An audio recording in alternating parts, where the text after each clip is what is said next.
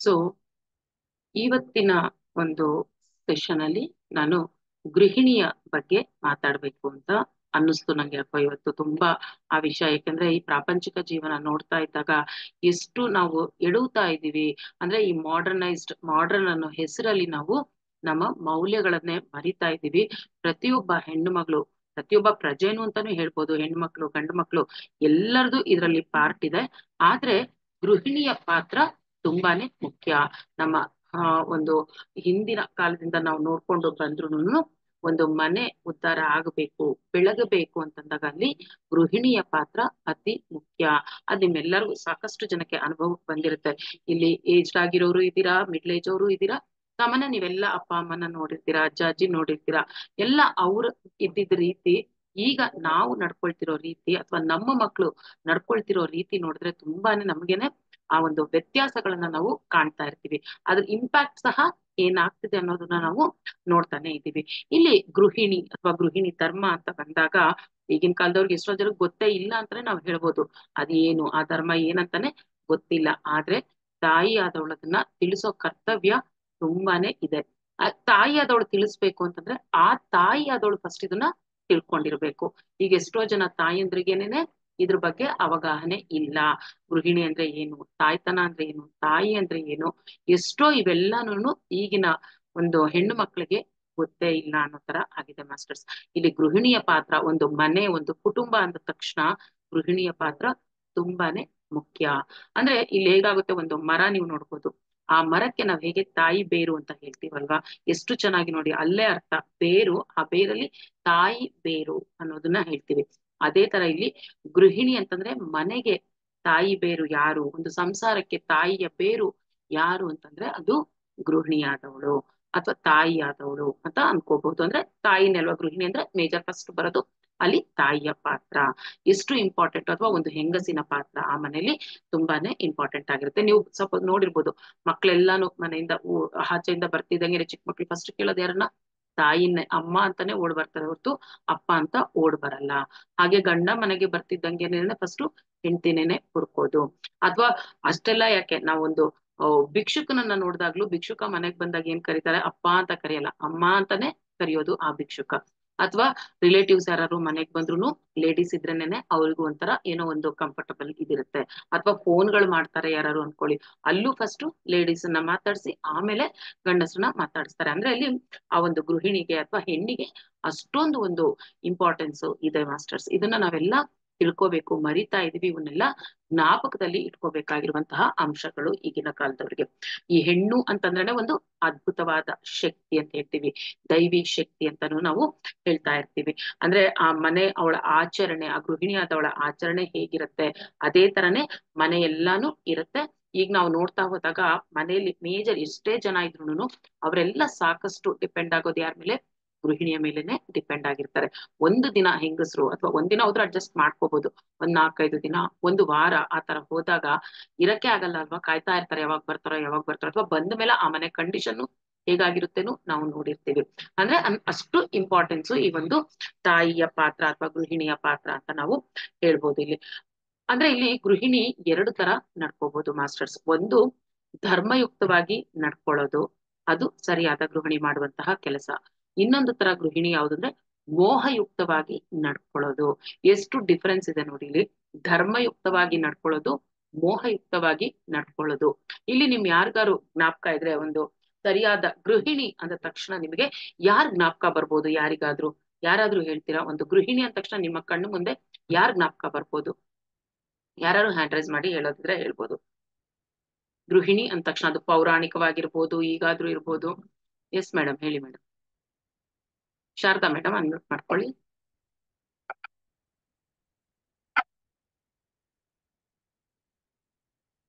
Sharada madam ಹೇಳಿ. Madam Sati Savitri. Okay okay madam. Jayashree madam. ನಮ್ಗೆ ತಾಯಿನ ನೆನಪಾಗ್ತಾಳ್ರಿ. Okay great. ತಾಯಿನೇ. ಜಯಶ್ರೀ. ಗಿರಿಜಾ ಮೇಡಮ್. ಮೇಡಮ್ ಸೀತಾ ಮಾತೆ ಮತ್ತೆ ಶಾರದಾ ದೇವಿ. ಓಕೆ. ಪ್ರಭಾ ಮೇಡಮ್. ಅಲ್ಲ ಬೇಗ ಬೇಗ ಅನ್ಮ್ಯೂಟ್ ಮಾಡ್ಕೊಳ್ಳಿ ಮಾಸ್ಟರ್ಸ್. ಪ್ರಭಾ ಮೇಡಮ್ ಹೇಳಿ.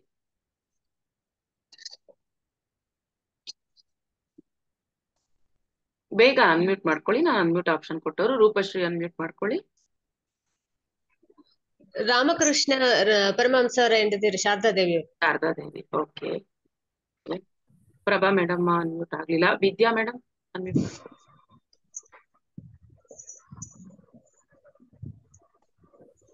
ಮೇಡಮ್ ಯಾರು?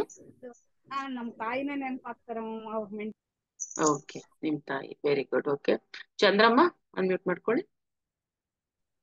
ಮೇಡಮ್ ನನ್ಗೆ ಗೃಹಿಣಿ ಅಂತ ಅಂದ್ರೆ ಮನೇಲೆ ಇದ್ಕೊಂಡು ಮಕ್ಳು ನೋಡ್ಕೊಂಡು ಮನೆ ಕೆಲಸ ಮಾಡ್ಕೊಂಡು ಮನೆ ಹೌಸ್ ವೈಫ್ ತರ ಇರ್ತಾರಲ್ಲ, ಅವ್ರ ನೆನಪಾಗುತ್ತೆ ಮೇಡಮ್ ಗೃಹಿಣಿ ಅಂದ್ರೆ. Okay okay. Asha madam? Draupadi ಅವ್ರು ನೆನಪಾಗ್ತಾರೆ madam. Very good, very good. Okay, next ಆಗಿರೋರಂಗೆ ನಿಮ್ಮ ಹ್ಯಾಂಡ್ ಲೋಯರ್ ಹ್ಯಾಂಡ್ ಮಾಡ್ಬಿಡಿ, ಹಾಗೆ ಮ್ಯೂಟ್ ಮಾಡ್ಕೊಂಬಿಡಿ. ವಿವೋ ಅಂತ ಯಾರೋ ಇದೆ, ಹೇಳಿ. ಹಳ್ಳಿ ಜನ ನಾವೇ ಮೇಡಮ್. ಓಕೆ ನಾನೇ. Okay okay madam. ಯಾರು ವಿಡಿಯೋ ಆನ್ ಮಾಡ್ಕೊಳ್ಳಿ ನೋಡೋಣ. ಮಾಡಿದೀರಾ? ಹಾ, ಎಸ್, ಒಂದ್ಸಲಿ ನಿಮ್ಮನ್ನ ಸ್ಪಾಟ್ಲೈಟ್ ಹಾಕೋಣ. ಯಾರು ಹೇಳಿದ್ರು? Yes madam. ಏನ್ ಹೆಸರೇನು ನಿಮ್ದು? ವಿದ್ಯಾ ಅಂತ. ವಿದ್ಯಾ. Okay madam. ಅಂದ್ರೆ ಹಳ್ಳಿಯ ಜನ ಹೌದು, ಬರ್ತಾರೆ. ಮನೆ ಗದ್ದೆ ಎಲ್ಲ ನೋಡ್ಕೊಂತ ಎಲ್ಲ ಮಾಡ್ತಾ ಇರ್ತೀವಲ್ಲ.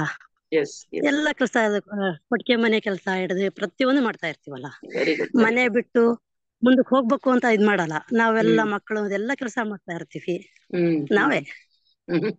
Very good madam, very good. ಚೆನ್ನಾಗಿ ಹೇಳಿದ್ರಿ. ಮನೆದು ಧರ್ಮ ಕಾಯ್ಬೇಕು ಅಂತ ನೋಡ್ತಾ ಇರ್ತೀವ. ಗೌರವನ್ನ ಇದ್ ಮಾಡ್ಬಾರ್ದು.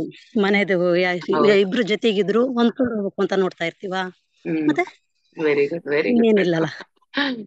S madam. ಅದೇ, ಅಲ್ಲಿ ಹಳ್ಳಿ ದಿಲ್ಲಿ ಅನ್ನೋಕ್ಕಿನ್ನಾನು ನೀವ್ ಹೇಳಿದ್ದು ಕರೆಕ್ಟ್. ಒಂದ್ ರೀತಿ ಕರೆಕ್ಟ್ ನೀವ್ ಹೇಳಿದ್ದು. ಎಲ್ಲಾನು ಮಾಡ್ಕೊಂಡು ನೀವು ಮನೆಯ ಧರ್ಮವನ್ನ ಕಾಪಾಡ್ಕೊಂಡು ಬಂದಿರ್ತೀರಾ. Very good, very good madam. ಇನ್ಯಾರು ಹೇಳಿಲ್ಲ?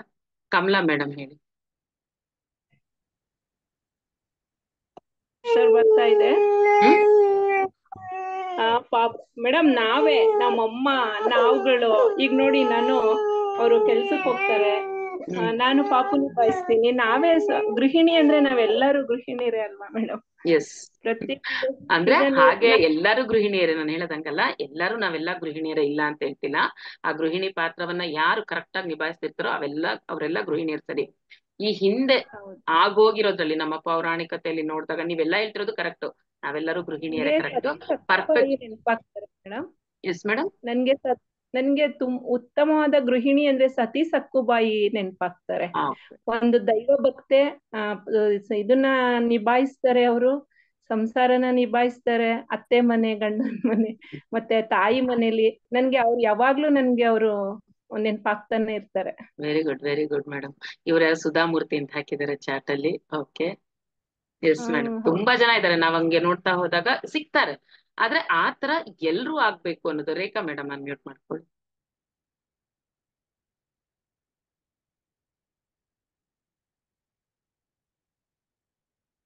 ಸುಜಾತಾ ಮೇಡಮ್ ಅನ್ಮ್ಯೂಟ್ ಮಾಡ್ಕೊಳ್ಳಿ. ನಮಸ್ತೆ ಮೇಡಮ್. ಹಾ, ಹೇಳಿ ಮೇಡಮ್. ನಮಸ್ತೆ ಮೇಡಮ್. ಹೇಳಿ ಮೇಡಮ್. ನಮಸ್ತೆ, ಹೇಳಿ. ಅನ್ಸೂಯ ಮಾತೆ ಅನಿಸ್ತದೆ ಮೇಡಮ್ ನನಗೆ. ಅನ್ಸೂಯ. ಓಕೆ, ಅನ್ಸೂಯ ಮಾತೆ. ಓಕೆ, ಇನ್ನೊಬ್ರು ಸತಿ ಸಾವಿತ್ರಿ ಚಾಟ್ ಅಲ್ಲಿ ಹಾಕಿದ್ದಾರೆ. Yes, okay madam. Okay, Rekha ಅವ್ರ ಏನ್ ಹೇಳಿದ್ದು? ಕಿತ್ತೂರು ರಾಣಿ ಚೆನ್ನಮ್ಮ. ಕಿತ್ತೂರು ರಾಣಿ ಚೆನ್ನಮ್ಮ. ಓಕೆ, ಗಿರಿಜಾ ಮೇಡಮ್ ಆಯ್ತಲ್ಲ? ಗಿರಿಜಾ ಮೇಡಮ್ ಆಯ್ತು. ಅದೇ ಮ್ಯೂಟ್ ಮಾಡ್ಕೊಂಬಿಡಿ ಆದವ್ರೆಲ್ಲ. ಓಕೆ, ಹೇಮಾ ಮೇಡಮ್ ಫಾಸ್ಟ್ ಆಗಿ ಇನ್ನೊಂದಿಬ್ರು ಹೇಳ್ಬಿಡಿ ಸಾಕು. ಕುಂತಿ ಯಾರು ಹಾಕಿದ್ದಾರೆ? ಇರಿ ಒಂದ್ ನಿಮಿಷ. ಕುಂತಿ ಯಾರು ಹಾಕಿದ್ದಾರೆ? Start box. ಮೀನಾ ಕುಂತಿ ಅಂತ ಹಾಕಿದ್ದಾರೆ. ಕುಂತಿ ಮಾತೆ, Vidyavagish Kunti. Yes, very good. Kunti ಅಂತ ಹಾಕಿರೋರು ವೆರಿ ಗುಡ್. ಹೇಮಾ ಮೇಡಮ್ ಹೇಳಿ. ಮೇಡಮ್, ಅಮ್ಮ ಅಂತ ಹೇಳಕ್ ತುಂಬಾ ಇಷ್ಟ ಪಡ್ತೀನಿ ಮೇಡಮ್. ಯಾಕೆ ಅಮ್ಮ ನಮ್ ತಾಯಿ ಅಂತ ಹೇಳಕ್ ಇಷ್ಟ ಪಡ್ತೀನಿ. ಯಾಕೆ ಅಂದ್ರೆ ಅವರು ಮಕ್ಳ ಎದುರಿಗೆ ಒಂದ್ ದಿವ್ಸ ಅಪ್ಪ ಅಮ್ಮ ಜಗಳ ಆಡ್ದವ್ರಲ್ಲ. ಎಲ್ಲಾ ಕಷ್ಟ ನಿಭಾಯಿಸ್ಕೊಂಡು ನಮ್ಮನ್ನ ಚೆನ್ನಾಗ್ ಸಾಕೊಂಡು ಇಲ್ಲಿವರೆಗೂ ನಮ್ಗೆ ಏನೋ ಅವ್ರಿಗೆ ಗೊತ್ತಿರೋ ಅಷ್ಟು ಕಲ್ಸಿದ್ದಾರೆ.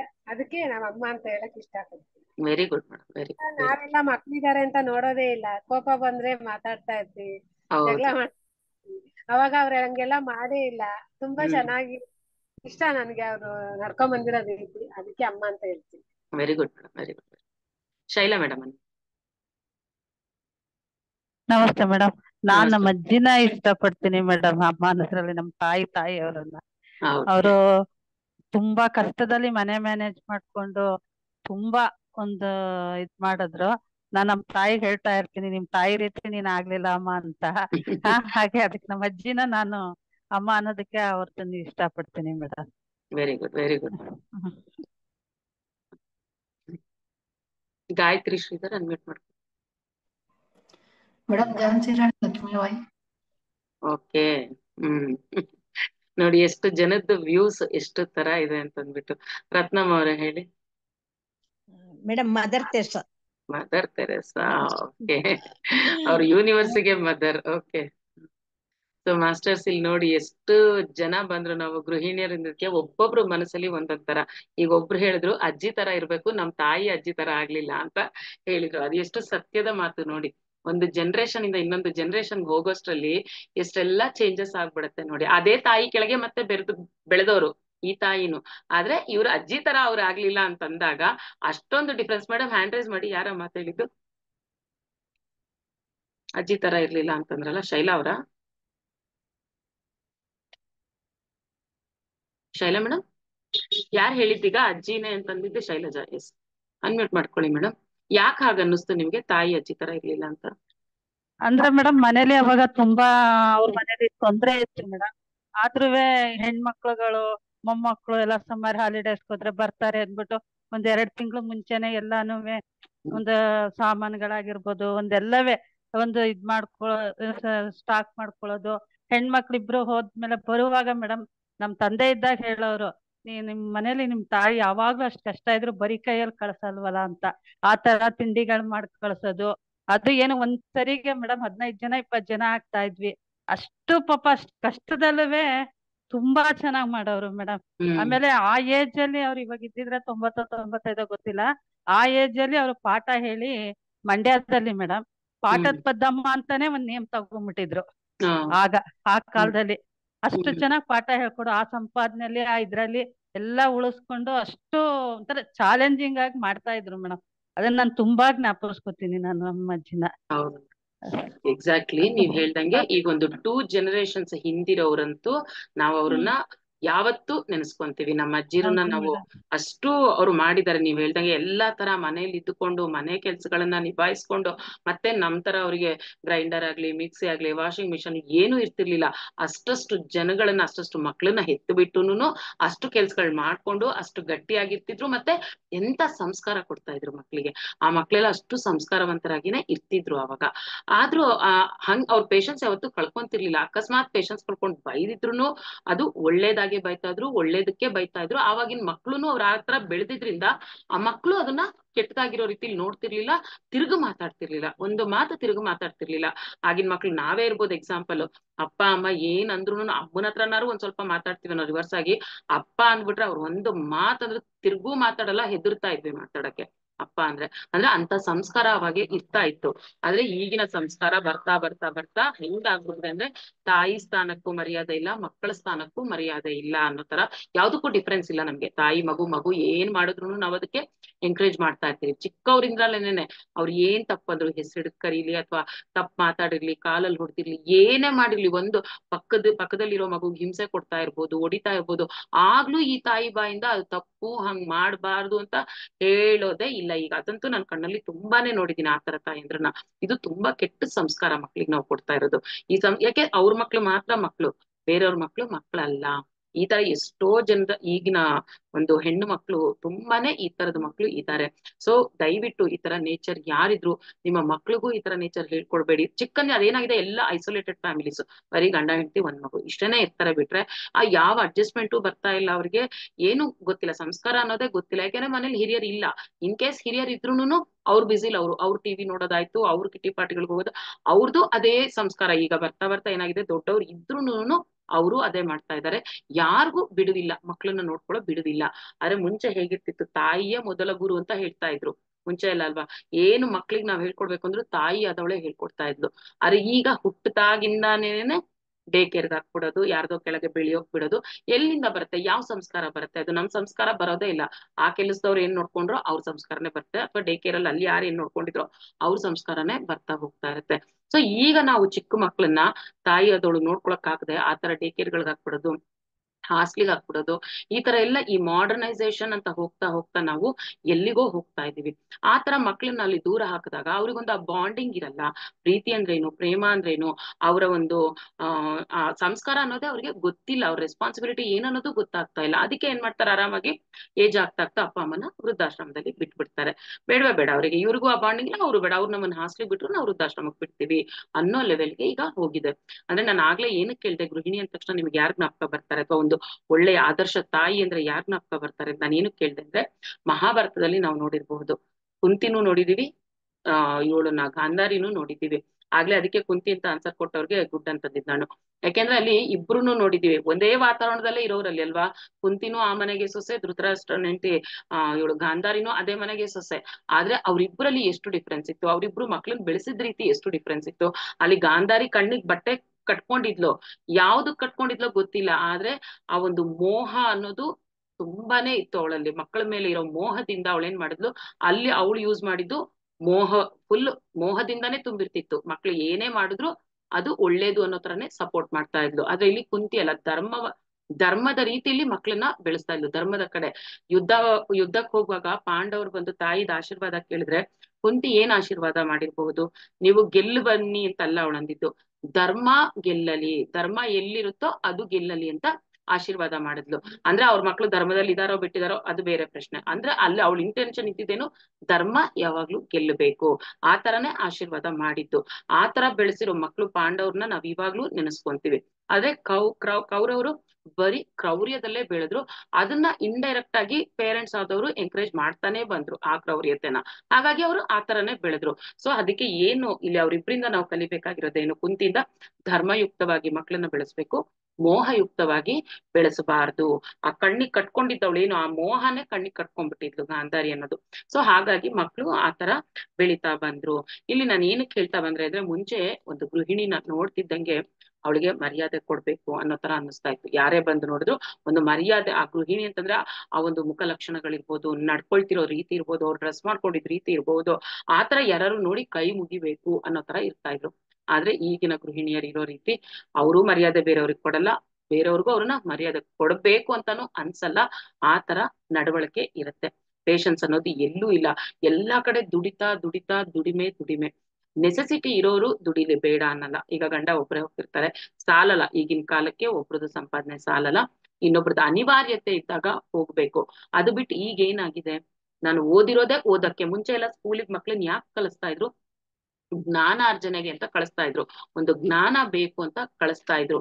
ಅದು ಅಲ್ಲದೆ ಎಂತ ಸ್ಕೂಲಿಗೆ ಹೋಗ್ತಾ ಇದ್ದಿದ್ದು, ಎಲ್ಲಾರ್ನು ಗೌರ್ಮೆಂಟ್ ಸ್ಕೂಲ್ಗೆನೆ ಹೋಗ್ತಾ ಇದ್ರು. ಆವಾಗ ಜನರೇಷನ್ ಅವರೇ ಕಂಡಿಡ್ದಿರೋದ್ ಜಾಸ್ತಿ, ಸೈಂಟಿಸ್ಟ್ ಗಳಾಗಿರೋದ್ ಜಾಸ್ತಿ, ರಿಸರ್ಚ್ ಮಾಡಿದವ್ರು ಜಾಸ್ತಿ, ಅವ್ರೇನ್ ಗೌರ್ಮೆಂಟ್ ಸ್ಕೂಲಲ್ಲಿ ಓದಿ ಮಾಡಿದಾರಲ್ವಾ. ಆದ್ರೆ ಈಗ ಏನಾಗಿದೆ, ಪ್ರಪಂಚ ಫುಲ್ ಕಮರ್ಷಿಯಲ್ ಆಗೋಗಿ ಗೌರ್ಮೆಂಟ್ ಸ್ಕೂಲ್ಸ್ ಯಾವ ರೀತಿಲಿ ಇರ್ಬೇಕೋ ಆ ರೀತಿ ಅವರು ಸ್ಟ್ಯಾಂಡರ್ಡ್ಸ್ ಮೇಂಟೈನ್ ಮಾಡ್ತಿಲ್ಲ. ಜೊತೆಗೆ ಈ ಪ್ರೈವೇಟ್ ಸ್ಕೂಲ್ಗಳು ಜಾಸ್ತಿ ಆಗ್ಬಿಟ್ಟು ಬೇಡ್ದಿರೋ ಡಿಗ್ನಿಟಿ, ಅವ್ರು ಯಾರೋ ದುಡ್ಡಿರೋರು ಇನ್ನೇನೋ ಮಾಡ್ತಾರೆ ಅಂತ ಇವ್ರು ಅದಕ್ಕಿಂತ ಜಾಸ್ತಿ ಮಾಡೋದು. ದುಡ್ಡು ಇಲ್ದಿರೋರು ಅವ್ರ ಜೊತೆ ಕಂಪೇರ್ ಮಾಡ್ಕೊಂಡು ಕಷ್ಟ ಪಟ್ಕೊಂಡು ಇಡೀ ಜೀವನ ಒಂದು ಜ್ಞಾನಕ್ಕಾಗಿ ಸ್ಕೂಲಿಗೆ ಕಳಿಸ್ತಾ ಇಲ್ಲ. ಏನಕ್ಕೆ ಕಳಿಸ್ತಾ ಇದಾರೆ ಸ್ಕೂಲಿಗೆ, ನೀನು ದುಡಿ, ನೀನು ಆಸ್ತಿ ಮಾಡು, ದುಡಿ ಅಷ್ಟಕ್ಕೆ ಕಳಿಸ್ತಿದ್ದಾರೆ ಹೊರತು ಸ್ಕೂಲಿಗೆ ಹೋಗಿ ನೀನು ಒಂದು ಜ್ಞಾನವನ್ನ ಸಂಪಾದನೆ ಮಾಡ್ಕೊಂಡ್ ಬಾ ಅನ್ನೋ ರೀತಿಲಿ ಕಳಿಸ್ತಾ ಇಲ್ಲ. ಆಮೇಲೆ ಚೆನ್ನಾಗ್ ಓದು, ಆಸ್ತಿ ಮಾಡು, ನೀನು ಆಸ್ತಿ ಆಗು ಒಂದು ದೇಶಕ್ಕೆ ಅಂತ ಹೇಳೋರು ಎಷ್ಟು ಜನ ಇದ್ದಾರೆ ಇವಾಗ. ನಾವು ನೋಡಿದ್ರೆ ನಮ್ ಹಿಂದಿನ ಜನರೇಷನ್ ಅಲ್ಲಿ ನಮಗೆಲ್ಲ ಹೇಳ್ತಾರೆ ದೇಶಕ್ಕೊಂದು ಸತ್ಪ್ರಜೆ ಆಗು ಅಂತ ಹೇಳ್ತಾ ಇದ್ರು. ಈಗ ಅದಲ್ಲ, ನೀನು ತುಂಬಾ ಆಸ್ತಿ ಮಾಡ್ಬೇಕು, ತುಂಬಾ ಅಷ್ಟು ಮಾಡ್ಬೇಕು, ಅದು ಮಾಡ್ಬೇಕು, ಇದು ಮಾಡ್ಬೇಕು, ಈ ತರ ಎಲ್ಲ ಸ್ಕೂಲಿಗೆ ಫಸ್ಟ್ ಬರ್ಬೇಕು. ಹಾಗೆ ಆ ಚಿಕ್ಕವರಿಂದಾನೇ ಆ ಒಂದು ಕಂಪ್ಯಾರಿಟಿವ್ ಒಂಥರ ಕಾಂಪಿಟೇಷನ್ ಲೈಫ್, ಇವೆಲ್ಲ ಹೇಳ್ಕೊಡ್ತಿರೋದು ಯಾರು, ಪೇರೆಂಟ್ಸೇ ಮಾಡ್ತಾ ಇದೀವಿ. ಸೊ ಈ ತಪ್ಪುಗಳನ್ನ ನಾವು ಖಂಡಿತ ನಾವು ಸರಿಪಡಿಸ್ಕೋಬೇಕು. ಇಲ್ಲಿದ್ರೆ ನಿಜವಾಗ್ಲೂ ದೇಶಕ್ಕೆ ಆಸ್ತಿ ಕೊಡೋದಲ್ಲ. ಏನಾಗ್ಬಿಡ್ತಾರೆ ಈಗಿನ ಜನರೇಷನ್ ಅವ್ರನ್ನ ನೋಡ್ತಾ ಇದ್ರೆ ಅವ್ರನ್ನ ಅನ್ಕೊಂತೀವಿ ನಾನು. ಯಾಕಂದ್ರೆ ಇತ್ತೀಚೆಗೆ ನೋಡಿರೋಂಥದ್ದು, ಮಕ್ಳನ್ನ ಕಾಲೇಜ್ಗೆ ಹೋಗೋ ಟೀನೇಜರ್ಸು ಎಷ್ಟು ಕೆಟ್ಟ ಸ್ಮೋಕಿಂಗ್ ಇರ್ಬೋದು, ಡ್ರಿಂಕ್ಸ್ ಇರಬಹುದು, ಪಬ್ಬಿಗೆ ಹೋಗೋದಿರ್ಬೋದು, ಹೆಣ್ಮಕ್ಳು ಗಂಡು ಮಕ್ಳು ಅನ್ನೋ ಭೇದ ಭಾವನೆ ಇಲ್ಲ. ಆ ತರ ಪಬ್ಬಿಗೆ ಹೋಗೋದು, ಆ ಪಬ್ ಕಲ್ಚರು ಅದನ್ನೇ ದೊಡ್ಡ ಕಲ್ಚರ್ ಅಂತ ಅನ್ಕೊಂಡ್ಬಿಟ್ಟಿದ್ದಾರೆ. ನಾನ್ ಆವಾಗ ಅನ್ಕೊಂತಾ ಇದ್ದೆ, ಈ ತರ ಮಕ್ಳೇ ಹಿಂಗಿರುವಾಗ ಅವ್ರ ತಾಯಿ ಹೇಗ್ ಬಿಡ್ತಾರೆ ಇವ್ರನ್ನ ಅಂತ ಅನ್ಕೊಂಡ್ ನೋಡುವಾಗ, ಆಮೇಲೆ ಇನ್ನೊಂದು ಸಂದರ್ಭದಲ್ಲಿ ನೋಡ್ದೆ, ಆ ತಾಯಿ ಮಕ್ಳು ಒಟ್ಟಿಗೆ ಕೂತ್ಕೊಂಡು ಸ್ಮೋಕಿಂಗ್ ಮಾಡೋದಿರ್ಬೋದು, ಡ್ರಿಂಕ್ಸ್ ಮಾಡೋದಿರ್ಬೋದು, ಫ್ಯಾಮಿಲಿ ಪ್ಯಾಕೇಜ್ ಅದ್ ಯಾವ ತಪ್ಪೇ ಇಲ್ಲ ಅಂತ ಅವ್ರಿಗೆ ಅನ್ನಿಸ್ತಾ ಇದೆ. ಆತರ ನಾವು ಆ ಒಂದು ವೆಸ್ಟರ್ನ್ ಕಲ್ಚರ್ಗೆ ಫಾಲೋ ಮಾಡ್ತಾ ಹೋಗ್ಬೇಕು. ಎಲ್ಲಾ ಕಲ್ಚರ್ ಫಾಲೋ ಮಾಡ್ಬೇಕು. ಒಳ್ಳೇದ್ ಅನ್ಸಿದ್ದನ್ನ ನಾವು ಫಾಲೋ ಮಾಡೋದ್ರಲ್ಲಿ ತಪ್ಪಿಲ್ಲ. ನಮ್ಮ ಅಸ್ತಿತ್ವ ಕಳ್ಕೊಂಡು, ನಮ್ಮತನವನ್ನ ಕಳ್ಕೊಂಡು, ಯಾವ್ದೋ ಒಂದು ಪ್ರಿಸ್ಟೀಜ್ಗೋಸ್ಕರ ಅವ್ರು ಕುಡಿತಾರೆ, ನಾವು ಕುಡಿಬೇಕು. ಅವ್ರಂತ ಡ್ರೆಸ್ ಹಾಕೊಂತಾರೆ, ನಾವ್ ಇಂಥ ಡ್ರೆಸ್ ಹಾಕೊಂತೀವಿ. ಯಾರ್ ಚಾಯ್ಸ್ ಅವ್ರದ್ದು. ಎಲ್ಲರಿಗೂ ಒಂದು ಫ್ರೀ ವಿಲ್ ಅನ್ನೋದಿದೆ. ಆದ್ರೆ ಕೆಟ್ಟ ದಾರಿಗೆ ಹೋಗೋದು ಫ್ರೀ ವಿಲ್ ಅಲ್ಲ. ನಾವು ಆ ವೆಸ್ಟರ್ನ್ ಕಲ್ಚರ್ ಫಾಲೋ ಮಾಡ್ಬೇಕು, ನಿಜ. ಯಾವ್ದು ಮಾಡ್ಬೇಕು, ಯಾವ್ದು ಮಾಡ್ಬಾರ್ದು ಅನ್ನೋದು ತಿಳ್ಕೊಂಡು ನಾವು ಜೀವನ ಮಾಡ್ಬೇಕು. ನನಗೆ ಒಂದು ಅದೇ ಕುಂತಿ ತರ ನಾವು ಮಕ್ಳನ್ನ ಬೆಳೆಸ್ಬೇಕು. ನಾವು ಕುಂತಿ ಆದಾಗ ನಮ್ಮ ಮಕ್ಳು ಕುಂತಿ ಮಕ್ಳ ತರಾನೇ ಆಗ್ತಾರೆ. ನಾವೇ ಆತರ ಇಲ್ದಿದ್ರೆ ಮಕ್ಳು ಹಾಗಾಗಕ್ಕೆ ಸಾಧ್ಯನೇ ಇಲ್ಲ ಅಂತ ಅನ್ನೋದು. ಮುಂಚೆ ಈಗ ಗೃಹಿಣಿಯರು ನಾವು ನೋಡ್ಕೊಂಡಾಗ, ಈಗ ಹಳ್ಳಿಲಿರೋರು ಆಗ್ಲೇ ಆ ಮೇಡಮ್ ಹೇಳಿದ್ರು, ನಾವು ಹಳ್ಳಿಲಿ ಇದ್ಕೊಂಡು ಅಷ್ಟೆಲ್ಲಾ ಕೆಲ್ಸ ಮಾಡಿನೂ ಎಲ್ಲಾ ಮಾಡ್ತೀವಿ. ಗ್ರೇಟ್, ನಿಜವಾಗ್ಲು. ಆ ಸಂಸ್ಕಾರ ಹಳ್ಳಿಲಿ ಏನು ಇವಾಗ ಸಂಸ್ಕಾರ ಇನ್ನ ಇಟ್ಕೊಂಡಿದಾರಲ್ಲ, ಅವ್ರಿಗೆಲ್ಲ ನಿಜವಾಗ್ಲು ಜೋರಾದ ಚಪ್ಪಾಳೆ. ಎಷ್ಟೊಂದ್ ಜನ ಈಗ ಹಳ್ಳಿಲಿರೋರು ಸಿಟಿ ಕಲ್ಚರ್ಗೆ ಬಂದ್ಬಿಟ್ಟಿದ್ದಾರೆ, ಮಾಡ್ತಿರೋರು ಬಿಟ್ಟು ಬಿಟ್ಟಿದ್ದಾರೆ. ಅದು ಕರೆಕ್ಟ್ ಅವ್ರು ಹೇಳಿದ್ದು. ಹಂಗಿದ್ದಾಗ್ಲೇನೆ ಆ ಒಂದು ರೈತ ಕುಟುಂಬ ಆಗಿರ್ಬೋದು, ಎಲ್ಲ ಅವ್ರ ಕೆಲ್ಸ ಅವ್ರು ಅಷ್ಟು ಅಚ್ಚುಕಟ್ಟಾಗಿ ಮಾಡ್ಕೊಂಡು ಹೋದಾಗ್ಲೇ ನಮಗೆ ಫುಡ್ ಸಿಗುತ್ತೆ, ಚೆನ್ನಾಗಿರೋ ಫುಡ್ಗಳು ಬರುತ್ತೆ. ಇಲ್ದಿದ್ರೆ ಏನಾಗ್ತಾ ಇದೆ ನಮಗೆ, ಆ ಒಂದು ಸರಿಯಾದ ರೀತಿ ಬೆಳೆಗಳಿಲ್ಲ. ಈಗ ಏನ್ ಮಾಡ್ತಾರೆ ಎಷ್ಟೋ ಜನ ಹಳ್ಳಿಲಿರೋರು, ನಾವಂತೂ ಸುಖ ಕಾಣ್ಲಿಲ್ಲ, ನಮ್ ಮಕ್ಳು ಯಾಕೆ ಕಷ್ಟ ಪಡ್ಬೇಕು, ಅವ್ರು ಓದ್ಲಿ, ಅವ್ರು ಇಂಜಿನಿಯರ್ಸ್ ಆಗ್ಲಿ, ಅವ್ರು ಡಾಕ್ಟರ್ಸ್ ಆಗ್ಲಿ, ಎಲ್ರು ಸಿಟಿಗೆ ಅಟ್ಟೋರೇ ಆಗ್ಬಿಟ್ಟಿದ್ದಾರೆ. ಎಷ್ಟು ಜನ ಹಳ್ಳಿಲಿ ಇರ್ತಾರಲ್ಲಿ, ಅದನ್ನ ನೋಡ್ಕೋಬೇಕು ನಾವು. ಹಳ್ಳಿ ಜೀವನ, ಹಳ್ಳಿಲಿರೋರು ಅದನ್ನ ಮಾಡ್ಲೇಬೇಕು, ಆ ಧರ್ಮ ಇದ್ದೇ ಇದೆ. ಅದ್ ಬಿಟ್ಟು ಎಲ್ಲಾ ಈಗ ನಾವು ನೋಡ್ತಾರೆ ಸಿಟಿಲಿರೋರ್ಗೆ ಆ ಕಷ್ಟಗಳು ಗೊತ್ತಾಗ್ತಾ ಇದೆ. ಮುಂಚೆ ವರ್ಕರ್ಸ್ ಅಂದ್ರೆ ಎಷ್ಟು ಜನ ಸಿಗೋರು, ಒಂದು ಮೇಸಲ್ ಸಿಗ್ಬೇಕು ಅಂದ್ರೆ ಈಗ ಅಷ್ಟು ಕಷ್ಟ ಪಡ್ಬೇಕು, ಒಂದ್ ಕಾರ್ಪೆಂಟರ್ ಸಿಗ್ಬೇಕಂದ್ರೆ ಕಷ್ಟ ಪಡ್ಬೇಕು. ಯಾಕೆ ಎಲ್ಲಾರು ಅವ್ರ ಮಕ್ಳನ್ನ ಓದ್ಸೋದು, ಹೈಯರ್ ಇದಕ್ ಹೋಗಿ ಡಾಕ್ಟರ್ ಆಗಿ, ಇಂಜಿನಿಯರ್ಸ್ ಆಗಿ ಎಲ್ಲಾರು ಕಳ್ಸೋದು ಅದೇ ತರನೇ. ಯಾಕೆ ಕಳಿಸ್ತಾ ಇದಾರೆ ಇಲ್ಲಿಗೆಲ್ಲ? ದೇಶನ ಉದ್ಧಾರ ಮಾಡಿ ಅಂತ ಕಳಿಸ್ತಾ ಇದಾರ, ದುಡ್ಡು ಮಾಡಿ ಅಂತ ಕಳಿಸ್ತಾ ಇದಾರ? ಎಲ್ಲರಿಗೂ ಆ ಒಂದು ದುಡ್ಡು ಮಾಡ್ಲಿ, ದುಡ್ಡು ದುಡ್ಡು ಬೇಡವಾಗಿರೋ ಐಷಾರಾಮಿ ಜೀವನಗಳು ಎಲ್ಲಾರ್ಗೂ ಬೇಕು. ನಮ್ ಇನ್ಕಮ್ ಎಷ್ಟಿದೆಯೋ ಅದ್ರ ಹತ್ರಷ್ಟು ಖರ್ಚು ಮಾಡ್ಬೇಕು. ಎಲ್ಲಾ ಅನುಕೂಲಗಳು ಬೇಕು ನಮಗೆ. ಮನೆಯಲ್ಲೇ ಇವಾಗ ಏನಾಗಿದೆ, ಮನೇಲಿ ಎಲ್ಲಾರ್ ಮನೇಲೂ ಸ್ವಿಮ್ಮಿಂಗ್ ಪೂಲ್ಗಳಿದೆ, ಪಬ್ಗಳಿರುತ್ತೆ, ಹೋಮ್ ಥಿಯೇಟರ್ಸ್ ಇರುತ್ತೆ. ಮನೆಯಲ್ಲೇ ಎಲ್ಲಾ ಅನುಕೂಲಗಳು. ಮನೇಲೆ ಒಟ್ಟಿ ಕೂತ್ಕೊಂಡು ಕುಡಿಯಕ್ಕೇನೆ ಪಬ್ಬು ಸಹ ಇಟ್ಕೊಂಡಿರ್ತಾರೆ, ಹೋಮ್ ಥಿಯೇಟರ್ಸ್ ಇರುತ್ತೆ, ಸ್ವಿಮ್ಮಿಂಗ್ ಪೂಲ್ ಇರುತ್ತೆ, ಎಲ್ಲಾ ಇದೆ. ನ್ಯಾಚುರಲ್ ಆಗಿ ಏನಾಗ್ತಾ ಇದೆ, ಇಷ್ಟೆಲ್ಲಾ ಮಾಡಿ ನಮ್ಮ ದೇಹಕ್ಕೆ ಸುಖ ಬೇಕು, ಮನ್ಸಿಗೆ ಸಂತೋಷ ಬೇಕು, ಅವೆಲ್ಲಕ್ಕೂ ಬೇಕಾಗಿರೋದೆಲ್ಲಾ ಒಂದು ಮನೇಲಿ ಇಟ್ಕೊಂಡಿರ್ತಾರೆ. ಈಗ ಅಷ್ಟು ಚೆನ್ನಾಗಿ ಮನೆ ಕಟ್ಟಿಸ್ಕೊಂಡಿರ್ತಾರೆ, ಕೋಟಿಗಟ್ಲೆ ಖರ್ಚು ಮಾಡಿ ಮನೆ ಕಟ್ಟಿಸ್ಕೊಂಡಿರ್ತಾರೆ. ಆದ್ರೆ ಮೇನ್ ಬೇಕಾಗಿರೋದು, ಮನಸ್ಸಿಗೆ ಬೇಕಾಗಿರೋದು ಏನು? ಆ ಶಾಂತಿ, ನೆಮ್ಮದಿ. ಅದೆಲ್ಲಿ ಕಾಣ್ತಾ ಇದೆ?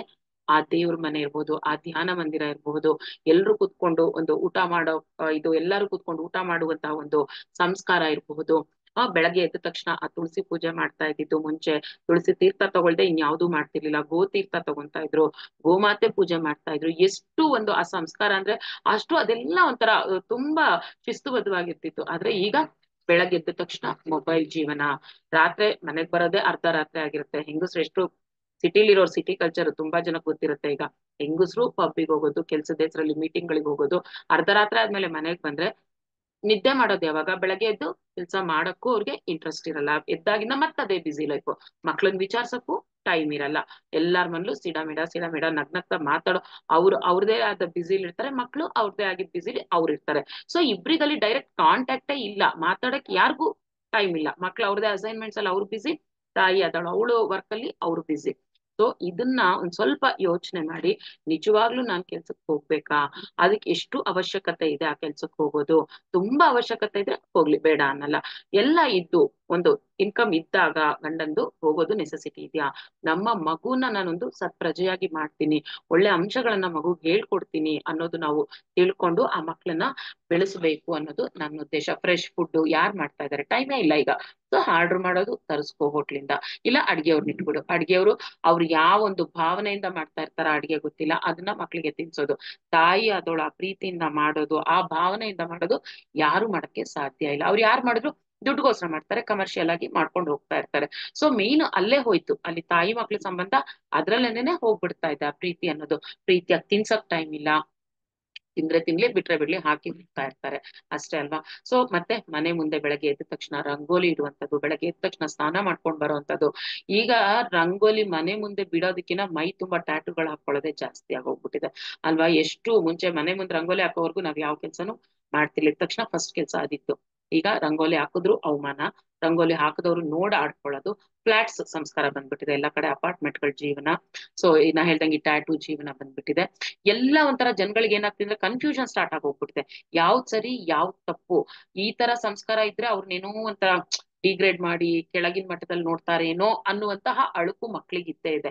ಆ ತರ ಇದ್ದಾಗ ನಾವು ದೊಡ್ಡವರಾದವ್ರು ಹೇಳ್ಕೊಡ್ಬೇಕು ಅದನ್ನ, ಅದು ಖಂಡಿತ ತಪ್ಪಲ್ಲ, ಅದು ಕೀಳಿರಿಮೆ ಬೇಡವೇ ಬೇಡ ಅಂತ ನಾವ್ ಹೇಳ್ಕೊಡ್ಬೇಕು. ಎಷ್ಟೋ ಜನ ಅಲ್ಲೇ ತಪ್ತಾ ಇರೋದು, ಯಾಕಂದ್ರೆ ನಮ್ ಪಕ್ಕದವ್ರು ಆ ತರ ಇದ್ದಾಗ ಅಯ್ಯೋ ನಾನ್ ಈ ಸಂಸ್ಕಾರದಲ್ಲಿದ್ರೆ ನಾನ್ ಎಲ್ಲಿ ಒಂಥರ ಲೋ ಗ್ರೇಡ್ ಅಂದ್ಬಿಡ್ತಾರೋ ನಮ್ಮನ್ನ ಅಂತಂದ್ಬಿಟ್ಟು ಬೇಡ್ದಿರೋ ಪ್ರಾಕ್ಟೀಸಸ್ ನ ಮಾಡ್ಕೊಳ್ಳೋದು. ಅಂದ್ರೆ ಯಾರು ಒಂದ್ ಸ್ವಲ್ಪ ಬಾರ್ಗೋಗೋ ಇದ್ರಲ್ಲಿ ಕುಡಿಯಲ್ಲ ಅಂತಂದ್ರೆ ಅಯ್ಯೋ ಎಲ್ಲದು ಮರ್ಯಾದೆ ಪ್ರಶ್ನೆನೇನೋ, ಕುಡಿದಿದ್ರೆ ಒಳ್ಳೇದಲ್ಲೇನೋ, ಕುಡಿಬೇಕೇನೋ ಅನ್ಕೊಂಡು ಬೇರೆಯವ್ರಿಗೋಸ್ಕರ ಇಲ್ದಿರೋ ಪ್ರಾಕ್ಟೀಸಸ್ ಮಾಡ್ಕೊಳ್ಳೋದು, ಸ್ಮೋಕ್ ಮಾಡೋದು ಕಾಲೇಜ್ ಹುಡುಗಿರು. ಇದೆಲ್ಲಾ ನೋಡ್ತಾ ಇದೀವಿ, ಎಲ್ಲಿ ಯಾರ್ ತಪ್ಪುತ್ತಾ ಇದೀವಿ ನಾವೆಲ್ಲ ಪ್ರಶ್ನೆ ಹಾಕೋಬೇಕು ಇದನ್ನ. ಸೊ ಆ ಮಕ್ಕಳಿಗೆ ಚಿಕ್ಕವರಿಂದಾನು ಒಂದು ಸಂಸ್ಕಾರ ಕೊಡೋದು ತಾಯಿಯ ಜವಾಬ್ದಾರಿ ತುಂಬಾನೇ ಇದೆ ಇದ್ರ ಮೇಲೆ. ಸೊ ಹಾಗಾಗಿ ಎಲ್ಲಾ ತಾಯಂದ್ರಿಗೂ ನಾನು ಈ ಒಂದು ಲೀಸ್ಟ್ ಸಂಸ್ಕಾರ ಮಕ್ಕಳಿಗೆ ಹೇಳ್ಕೊಡಿ. ಮತ್ತೆ ಈ ಒಂದು ಮುಂಚೆ ಈಗ ಮೇಡಮ್ ಹಳ್ಳಿಲಿ ಇದ್ದವರು ಎಷ್ಟು ಜನ ದೇಶ ಆಳಿಲ್ಲ, ಎಷ್ಟು ಜನ ಸೈಂಟಿಸ್ಟ್ ಇಲ್ಲ, ಎಲ್ಲಾ ಮಾಡಿದ್ದಾರೆ. ಆದ್ರೆ ಈಗ ಏನಾಗ್ತಾ ಇದೆ, ಸಿಟಿಲಿರೋರು ಅಥವಾ ಬೆಳಿತಿರೋರು ಹಳ್ಳಿಗಳನ್ನ ನಾಶ ಮಾಡೋದೇ ಜಾಸ್ತಿ ಆಗೋಗ್ಬಿಟ್ಟಿದೆ ಇವಾಗ. ಸೊ ಇದೊಂದು ಪಾಯಿಂಟ್ ಇಟ್ಕೋಬೇಕು. ದಯವಿಟ್ಟು ಹಳ್ಳಿಲಿರೋರು ಯಾರುನು ಆ ಕಮರ್ಷಿಯಲ್ ಆ ಒಂದು ದುಡ್ಡಿನ ಆಸೆಗೋಸ್ಕರ ಮಾರ್ಬಿಡೋದು, ಫ್ಲಾಟ್ಸ್ ಗಳಿಗೆ ಕೊಟ್ಟು ಬಿಡೋದು, ಲ್ಯಾಂಡ್ಸ್ ಕೊಟ್ಟು ಬಿಡೋದು, ಇದೆಲ್ಲ ನಡೀತಾ ಇದೆ ಎಲ್ಲಾ ಕಡೆನೂ. ಅಂದ್ರೆ ಅವ್ರದ್ದು ತಪ್ಪನಕ್ಕಾಗಲ್ಲ, ಅವ್ರಿಗೂ ಅಲ್ಲಿ ದುಡ್ಡಿನ ನೆಸಿಟಿ ಇರುತ್ತೆ, ಮಾಡ್ತಾ ಇರ್ತಾರೆ. ಅದನ್ನ ನಾವ್ ಯಾವಾಗ ನಮ್ಮ ಲಿಮಿಟ್ ನಮ್ಗೆ ಯಾವ್ದು ಖರ್ಚು ಮಾಡ್ಬೇಕು, ಎಷ್ಟು ಖರ್ಚು ಮಾಡ್ಬೇಕು ಅನ್ನೋದು ತಿಳ್ಕೊಂಡಾಗ ಸರಿಯಾದ ದಾರಿಲೇ ಇರ್ತಾ ಇರ್ತೀವಿ. ಇವಾಗೆಲ್ಲ ನಾವು ತಾಯಿ ಅಂತೆ ಮಕ್ಕಳು ಅಂತ ಹೇಳ್ತೀವಿ ಅಲ್ವಾ, ತಾಯಿ ಅಂತಾನೆ ಮಕ್ಳು ಇರ್ತಾರೆ, ನಾಯಿ ಅಂತೆ ಬಾಲ ಅಂತ ಹೇಳ್ತೀವಿ. ಈಗಿನ ಇನ್ನೊಂದು ಸಂಸ್ಕಾರ, ನಾಯಿ ಅಂದ ತಕ್ಷಣ ನನಗೆ ಜ್ಞಾಪಕ ಬಂದಿದ್ದು, ತಾಯಿನ ವಯಸ್ಸಾದ್ಮೇಲೆ ನೋಡ್ಕೊಳಕ್ಕೆ ಕಷ್ಟ ಪಡ್ತಾರೆ, ಆದ್ರೆ ಒಂದು ನಾಯಿನ ತಂದು ಎಷ್ಟು ಅದ್ರದ್ದು ಉಚ್ಚೆ ಕ್ಲೀನ್ ಮಾಡ್ತಾರೆ, ಅದ್ರದ್ದು ಕಕ್ಕ ತೆಗಿತಾರೆ, ಅದನ್ನ ಪೇಷನ್ಸ್ ಆಗಿ ವಾಕಿಂಗ್ ಕರ್ಕೊಂಡು ಹೋಗ್ತಾರೆ, ಅದಕ್ಕೆ ಫುಡ್ ಕೊಡ್ತಾರೆ, ಎಲ್ಲಾ ಮಾಡ್ತಾರೆ. ಹೊರತು ವಯಸ್ಸಾಗಿರೋ ತಾಯಿ ತಂದೆ ಮನೇಲಿದ್ರೆ ಅಷ್ಟು ನೋಡ್ಕೊಳ್ಳೋ ಪೇಷನ್ಸ್ ಮಕ್ಳಿಗೆ ಇರಲ್ಲ. ಇದು ಒಂದು ಸಂಸ್ಕಾರ. ಇವಾಗ ಮುಂಚೆ ನೋಡಿದಾಗ ಪ್ರತಿಯೊಂದು ಮನೇಲಿ ಹಸು ಇರ್ತಿತ್ತು, ಹಸುನ್ ಕಾಯ್ತಾ ಇದ್ರು. ಈಗ್ಲೂ ನನ್ ಮಗಳು ಅದೇ ಅಂತಾಳೆ, ಯಾಕಮ್ಮ ಎಲ್ಲಾರ್ ಮನೇಲೂ ನಾಯಿ ಇಟ್ಕೊಂಡಿರ್ತಾರೆ, ಹಸು ಸಾಕ್ಬೋದಲ್ವಾ ಎಲ್ರು ಒಂದೊಂದು ಅಂತಂದ್ಬಿಟ್ಟು. ಅದು ಮಾಡಲ್ಲ, ಯಾಕೆ ಹಸು ನೋಡ್ಕೊಳಕ್ ಕಷ್ಟ ಅಂತಾರೆ. ಯಾವ ತರ ಕಷ್ಟ, ನಾಯಿ ಕಷ್ಟ ಆಗಿಲ್ದಿದ್ದಾಗ ಹಸು ನೋಡ್ಕೊಳಕ್ ಯಾಕೆ ಕಷ್ಟ ಅಂದ್ರೆ ತಪ್ಪ. ಯಾವ್ದಾರು ಒಂದು ಪ್ರಾಣಿ ತಪ್ಪಂತಲ್ಲ ಹೇಳೋದು, ನಾಯಿ ನೋಡ್ಕೊಳುವಾಗ ಇರುವಂತಹ ಪೇಷನ್ಸ್ ಮನೆಯಲ್ಲಿರೋ ದೊಡ್ಡವ್ರು ನೋಡ್ಕೊಳಕ್ ಅಷ್ಟು ಪೇಷನ್ಸ್ ಇರಲ್ಲ ಅಂತಂದ್ರೆ ಯಾವ ತರ ಇದು ಕಲ್ಚರ್ ಅಂತಂದ್ಬಿಟ್ಟು ನೋಡ್ಕೋಬೇಕಾಗತ್ತೆ. ಸೊ ಮುಂಚೆ ರಾಜ್ಯದಲ್ಲಿ ಅಜ್ಜಿ ಮನೆಗೆ ಹೋಗ್ತಾ ಇದ್ರು, ಹಳ್ಳಿಗಳಿಗೆ ಹೋಗ್ತಾ ಇದ್ರು, ರಿಲೇಟಿವ್ಸ್ ಮನೆಗೆ ಹೋಗ್ತಾ ಇದ್ರು. ಆಮೇಲೆ ಸಮ್ಮರ್ ಹಾಲಿಡೇಸ್ ಅಂದ್ರೆ ಸಮ್ಮರ್ ಹಾಲಿಡೇಸ್ ಕಂಪ್ಲೀಟ್ ಸಮ್ಮರ್ನ ಎಂಜಾಯ್ ಮಾಡ್ತಾ ಇದ್ರು. ಎಲ್ಲಂದ್ರಲ್ಲಿ ಆಟ ಆಡೋದು, ಬೆಳಗಿನ ಸಾಯಂಕಾಲದವರೆಗೂ ಆರಾಮಾಗಿ ಆಟ ಆಡ್ಕೊಂಡಿರೋದು, ಎಲ್ರ ಜನಗಳ ಮಧ್ಯೆ ಬೆಳೀತಾ ಇದ್ರು. ಅವಾಗ ಅವ್ರಿಗೆ ಏನಾಗ್ತಿತ್ತು, ಎಲ್ಲಾ ತರ ನಾಲೆಡ್ಜು ಸಿಗ್ತಾ ಇತ್ತು ಆ ಮಕ್ಳಿಗೆ, ಎಲ್ರಿಂದ ಒಂದೊಂದು ಕಲಿತಾ ಇದ್ರು, ಎಲ್ಲಾ ತರದ ನಾಲೆಡ್ಜು ಸಿಗ್ತಾ ಇತ್ತು. ಅಲ್ಲಿ ಯಾವ್ದೋ ಮುಚ್ಚುಮರೆ ಇಲ್ಲ, ಇಂಥದ್ ನಾನ್ ತಿಳ್ಕೊಬಾರ್ದು ಅನ್ನೋದಿರ್ಲಿಲ್ಲ. ಒಂದ್ ಜಾಯಿಂಟ್ ಫ್ಯಾಮಿಲಿ ಇದ್ದಾಗ ಒಬ್ಬ ಮನುಷ್ಯಂಗೆ ಎಷ್ಟೋ ರೆಸ್ಪಾನ್ಸಿಬಿಲಿಟೀಸ್ ಗೊತ್ತಾಗ್ತಿರುತ್ತೆ. ಮನೇಲಿ ಹೆಂಗಸರ ಕಷ್ಟ ಇರ್ಬೋದು, ಅಕ್ಕ ತಂಗಿರ ಕಷ್ಟ ಇರ್ಬೋದು, ಅವೆಲ್ಲ ನೋಡ್ತಾ ಬಂದಿರ್ತಾರೆ. ಅವ್ರ ಅಷ್ಟು ನ್ಯಾಚುರಲ್ ಆಗಿ ಬೆಳೀತಿದ್ರಾಗ. ಈಗಿನ ಮಕ್ಳಿಗೆ ಕೇಳಿ ಏನಾದ್ರು ಗೊತ್ತಾ ಅಂತ, ಯಾವ ಜಾಯಿಂಟ್ ಫ್ಯಾಮಿಲಿ ಬಗ್ಗೆ ಏನು ಗೊತ್ತಿಲ್ಲ, ಯಾವ ಕಷ್ಟನೂ ಅವ್ರಿಗೆ ಗೊತ್ತಿಲ್ಲ. ಫುಲ್ ಕಂಫರ್ಟ್ಸ್ ಕೊಟ್ಟಿರ್ತೀವಿ ಅವ್ರಿಗೆ, ಕಂಫರ್ಟ್ ಝೋನ್ ಅಲ್ಲಿ ಬೆಳೆಸಿರ್ತೀವಿ. ಒಬ್ಬರು ಒಂದು ಮಾತಂದ್ರೂ ಅವ್ರಿಗೆ ತಡ್ಕೊಳ್ಳೋ ಶಕ್ತಿ ಇರಲ್ಲ, ಯಾರು ಬೇಡ ಅವರಿಗೆ, ಯಾರ್ ನೇಚರ್ ಏನಂತ ಗೊತ್ತಿಲ್ಲ, ನಡ್ಕೊಳ್ಳೋ ವಿಚಾರ ಅಂತೂ ಇನ್ನೂ ಗೊತ್ತಿರಲ್ಲ, ಆ ತರ ಬೆಳೆಸಿರ್ತೀವಿ. ಸಮ್ಮರ್ ಅಲ್ಲಿ ಸಮೇತ ಎಷ್ಟು ಕಷ್ಟ ಪೇರೆಂಟ್ಸ್ಗೆ ಅಂದ್ರೆ, ಸಮ್ಮರ್ ಹಾಲಿಡೇಸ್ ಬರ್ತಿದೆ ಅಂದ ತಕ್ಷಣ ಸಮ್ಮರ್ ಕ್ಯಾಂಪ್ ಹುಡ್ಕೋಕ್ ಶುರು ಮಾಡ್ಬಿಡ್ತಾರೆ. ಯಾಕೆ ಸಮ್ಮರ್ ಕ್ಯಾಂಪ್? ಅವ್ರ ಪಾಪ ವರ್ಷ ಇಡೀ ಸ್ಕೂಲ್ಗಳಲ್ಲಿ ಓದಿರ್ತಾರೆ, ಮತ್ತೆ ಸಮ್ಮರ್ ಬಂದ್ರೆ ಮತ್ತೆ ಸಮ್ಮರ್ ಕ್ಯಾಂಪಿಗೆ ಎತ್ತಾಕು. ಅಲ್ಲಿ ಮನೆಯಲ್ಲಿ ತಾಯಿ ಜೊತೆ ಇದ್ ಏನ್ ಅನ್ಕೋಬೇಕು, ಸಮ್ಮರ್ ಹಾಲಿಡೇಸ್ ಬಂದ್ರೆ ಮಕ್ಕಳ ಜೊತೆ ಇರಕ್ಕೆ ಆರಾಮಾಗಿರೋ ಇದೊಂದು ಟೈಮ್, ತಾಯಿಗಾಗ್ಲಿ ಮಕ್ಳಿಗಾಗ್ಲಿ ಅದ್ ಯೋಚನೆ ಮಾಡಲ್ಲ, ಫಸ್ಟ್ ಸಮ್ಮರ್ ಕ್ಯಾಂಪಿಗೆ ಹಾಕ್ಬಿಡೋದು. ಹಾಗಾಗಿ ಆ ಎಂಜಾಯ್ಮೆಂಟ್ ಸಹ ಅವರು ಮಿಸ್ ಆಗ್ತಿದ್ದಾರೆ. ಎಷ್ಟೋ ಮಕ್ಳು ಡಿಪ್ರೆಷನ್ಗೂ ಹೋಗ್ತಾ ಇದ್ದಾರೆ ಈ ಕಾರಣದಿಂದ, ಆ ಪ್ರೀತಿ ಸಿಗಿದೆ. ಇದನ್ನ ಅರ್ಥ ಮಾಡ್ಕೊಂಡು ಫಸ್ಟ್ ನಾವು ಮಕ್ಳಿಗೆ ಏನ್ ಕೊಡ್ಬೇಕು, ನಾವು ದೇಹಕ್ಕೋಸ್ಕರ ಎಲ್ಲಾ ಮಾಡ್ಕೊಂಡಿರ್ತೀವಿ, ಏನೇನ್ ಬೇಕು ಫಿಸಿಕಲ್ ಕಂಫರ್ಟ್ಸ್ಗೆ ಎಲ್ಲಾ ಮಾಡ್ಕೊಂತೀವಿ, ಆದ್ರೆ ಮನಸ್ಸಿಗೆ ಏನ್ ಬೇಕು ಅದನ್ನ ನಾವು ಮರಿತಾ ಇದೀವಿ. ಅದನ್ನ ಮಾಡ್ಕೋಬೇಕು ಫಸ್ಟ್. ನಮ್ಗೆ ಮನಸ್ಸಿಗೆ ಆ ನೆಮ್ಮದಿ, ಶಾಂತಿ, ಇವೆಲ್ಲ ನಾವೀಗ ಏನ್ ಮಾಡ್ತಾ ಇದೀವಿ, ಧ್ಯಾನ ಅನ್ನೋದು ಏನ್ ಮಾಡ್ತಾ ಇದೀವಿ, ಅದನ್ನ ನಾವು ಮಕ್ಳಿಗೆ ಹೇಳ್ಕೊಡ್ಬೇಕು, ನಾವು ಮಾಡ್ಬೇಕು, ಮಕ್ಳಿಗೂ ಹೇಳ್ಕೊಡ್ಬೇಕು.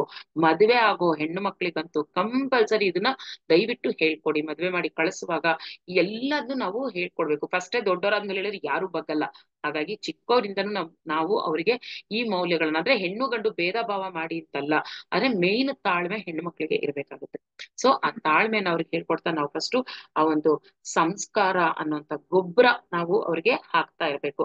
ಸಂಸ್ಕಾರ ಅನ್ನುವಂತ ಗೊಬ್ಬರ, ಜ್ಞಾನ ಅನ್ನುವಂತಹ ನೀರನ್ನ ಕೊಟ್ಟಾಗ, ಅದ್ರ ಜೊತೆ ಆ ಸಹನೆ ಅನ್ನೋದು ಸೇರ್ಕೊಂಡಾಗ ಆ ಮಕ್ಕಳು ಒಂದು ಒಳ್ಳೆ ಪ್ರಜೆ ಆಗ್ತಾರೆ ಅಂತ ಹೇಳಕ್ಕೆ ಇಷ್ಟಪಡ್ತೀನಿ ಮಾಸ್ಟರ್ಸ್. ಪ್ರತಿಯೊಬ್ರು ಮಕ್ಕಳಿಗೆ ಆಸ್ತಿನ ದಯವಿಟ್ಟು ಮಾಡ್ಬೇಡಿ. ಮಕ್ಕಳನ್ನ ಒಂದು ಆಸ್ತಿ ಆಗೋ ತರ ಬೆಳೆಸಿ ಆ ಮಕ್ಕಳನ್ನ ಅಂತ ಕೇಳ್ಕೊಳ್ತಾ, ನಂಗೆ ಯಾಕೋ ಇವತ್ತು ಈ ವಿಷಯ ಹೇಳ್ಬೇಕು ಅಂತ ಅನ್ನಿಸ್ತು. ತುಂಬಾ ಹೊರಗೋಗಿ ನೋಡ್ತಾ ಇದ್ರೆ ಏನೋ ಒಂಥರ ಅನ್ನಿಸ್ಬಿಡುತ್ತೆ, ಏನು ಎಲ್ಲಿ ಹೋಗ್ತಾ ಇದೆ ನಮ್ಮ ಸಂಸ್ಕಾರ ಅಂತ ಅನ್ಸೋ ಲೆವೆಲ್ ಅಲ್ಲಿ ಆಗ್ತಾ ಇದೆ. ಸೊ ಹಾಗಾಗಿ ನಾವು ಅಂದ್ರೆ ಒಂದು ಸೂಪರ್ಸ್ಟಿಷಿಯಸ್ ಮೈಂಡ್ ಬೇಕು ಅಂತ ನಾನು ಹೇಳ್ತಾ ಇಲ್ಲ. ಈ ಕಡೆ ಮಾಡರ್ನ್ ಆಗೂ ಇರ್ಬೇಕು, ಹಳೆ ಸಂಸ್ಕಾರಗಳನ್ನು ಬಿಡಬಾರ್ದು. ಎರಡು ಇರ್ಬೇಕು ನಮ್ಗೆ. ಅದನ್ನೇ ಇಟ್ಕೊಳ್ಳಿ, ಅಜ್ಜ ಹಾಕಿದ ಆಲದ ಮರನೇ ಇಟ್ಕೊಳ್ಳಿ ಅಂತ ಹೇಳಲ್ಲ. ಆ ಸಂಸ್ಕಾರ ಬೇಕು, ಜೊತೆಗೆ ಮಾಡರ್ನ್ ಆಗಿನೂ ನಾವು ಚೇಂಜಸ್ ಮಾಡ್ಕೋಬೇಕು. ಆದ್ರೆ ಅದಕ್ಕೆ ಒಂದು ಲಿಮಿಟ್ ಇರ್ಬೇಕು. ಎಲ್ಲಿವರೆಗೂ ಹೋಗ್ಬೇಕು ಅನ್ನೋ ಲಿಮಿಟ್ ನಮ್ ಕೈಯಲ್ಲಿ ಇರ್ಬೇಕು. ಆಗ ಆ ಒಂದು ಇದೆಲ್ಲ ಯಾರ ಕೈಯಲ್ಲಿದೆ ಅಂದ್ರೆ, ನಾನು ಏನಕ್ಕೆ ಹೇಳ್ತೀನಿ, ಗೃಹಿಣಿಯ ಕೈಯಲ್ಲಿ ಮೇನ್ ಇರೋದು ಗೃಹಿಣಿ ಕೈಯಲ್ಲೇ ಇರೋದು. ಮನೆಯ ಒಂದು ಸಂಸ್ಕಾರ ಅಂತಂದ್ರೆ ಗೃಹಿಣಿ ನೋಡಿದ ತಕ್ಷಣ ಗೊತ್ತಾಗ್ಬೇಕು, ಓ ಈ ಮನೆ ಸಂಸ್ಕಾರ ಈ ತರ ಇದೆ ಅಂದ್ಬಿಟ್ಟು. ಸೊ ಹಾಗಾಗಿ ಪ್ರತಿಯೊಬ್ಬ ಗೃಹಿಣಿ, ಯಾರು ಈ ವಿಡಿಯೋ ನೋಡ್ತಾ ಇದ್ದೀರಾ ಅವರೆಲ್ಲರೂ ನಿಮ್ಮ ಸಂಸ್ಕಾರವನ್ನ, ಗೃಹಿಣಿಯಾಗಿ ನಮ್ಮ ಸಂಸ್ಕಾರ ಹೇಗಿರ್ಬೇಕು ಅನ್ನೋದನ್ನ ನೋಡ್ಕೊಂಡು ನಾವು ಚೇಂಜ್ ಆಗ್ತಾ ಹೋಗೋಣ. ನಮ್ಮ ಮಕ್ಕಳನ್ನ ಸತ್ಪ್ರಜೆಗಳನ್ನಾಗಿ ಮಾಡೋಣ ಅಂತ ಹೇಳ್ತೀನಿ. ಪ್ರತಿಯೊಬ್ರು ಸ್ಕೂಲಿಗೆ ಕಳಿಸುವಾಗ ಫಸ್ಟ್ ನೀನ್ ಚೆನ್ನಾಗ್ ಓದ್ಬೇಕು, ನೀನೇ ಫಸ್ಟ್ ರ್ಯಾಂಕ್ ಬರ್ಬೇಕು, 24 ಗಂಟೆ ಓದ್ಸೋದು ಅದನ್ನ ಫಸ್ಟ್ ಬಿಟ್ಬಿಡಿ ದಯವಿಟ್ಟು. ಅವ್ರಿಗೊಂದು ಫ್ರೀ ಟೈಮ್ ಕೊಡಿ, ಫ್ರೀ ಸ್ಪೇಸ್ ಕೊಡಿ. ಅವ್ರಿಗೆ ಯೋಚನೆ ಮಾಡಕ್ಕೆ ಬಿಡಿ. ಸ್ವಲ್ಪ ಎಲ್ಲದಕ್ಕೂ ಏನ್ ಮಾಡ್ತೀವಿ, ನಮ್ ತಲೆಯಲ್ಲಿ ಏನಿರುತ್ತೋ ಅದು ಮಕ್ಳ ತಲೆ ತುಂಬ್ತಾ ಇರ್ತೀವಿ. ಅದನ್ನ ಬಿಟ್ಬಿಟ್ಟು ಅವ್ರಿಗೂ ಒಂದು ಫ್ರೀಡಮ್ ಇದೆ. ತಪ್ಪು ದಾರಿಗೆ ಹೋಗುವಾಗ ಕರೆಕ್ಷನ್ ಮಾಡೋದಷ್ಟೇ ನಮ್ ಕೆಲ್ಸ. ಬಾಕಿ ಎಲ್ಲ ಅವರಿಗೂ ಬಿಟ್ಬಿಡ್ಬೇಕು. ಅವರ ಒಂದು ಕ್ರಿಯೇಟಿವಿಟಿಗೂ ನಾವು ಪ್ರೋತ್ಸಾಹ ಕೊಡ್ಬೇಕಾಗುತ್ತೆ, ಬರೀ ನಮ್ಮದಷ್ಟೇ ಅಲ್ಲದೆ. ಸೊ ಹಾಗಾಗಿ ಇವತ್ತೊಂದ್ ಸ್ವಲ್ಪ ನಮ್ಮ ಸ್ಪಿರಿಚುಯಾಲಿಟಿನ ಬಿಟ್ಟು ಬೇರೆ ತರ ಹೇಳಿದೀನಿ ಅಷ್ಟೇ. So thank you masters, thank you masters. Shailaj ಅವ್ರ ಹ್ಯಾಂಡ್ ರೈಸ್ ಮಾಡಿದ್ದೀರಾ?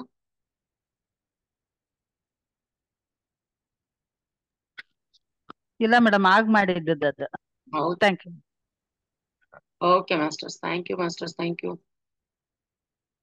ಸೊ ಸೆಷನ್ ಎಂಡ್ ಮಾಡ್ತಾ ಇದೀನಿ ಮಾಸ್ಟರ್ಸ್. ನಾಳೆ ಮಂಗಳವಾರ ಆಗಿರೋದ್ರಿಂದ ಆನ್ಲೈನ್ ಕ್ಲಾಸ್ ಇರಲ್ಲ, ಮತ್ತೆ ವೆಡ್ನೆಸ್ಡೇ ಮೀಟ್ ಮಾಡೋಣ masters. Thank you masters, thank you.